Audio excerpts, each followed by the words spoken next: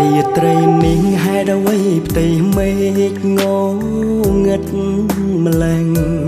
បាត់ដួងច័ន្ទធ្លាប់រាំងបាត់ទាំងវងដារាបាត់មនុស្សម្នាក់ដែលធ្លាប់សាសងធ្លាប់ឆាតធ្លាប់ខលជីវ៉ាមានអារម្មណ៍ឯកាពេលបាត់ដំណឹងស្រីលើកទូរស័ព្ទខលទៅលើតែពាក្យថារវល់បងមិនយល់នេះមុលមានរឿ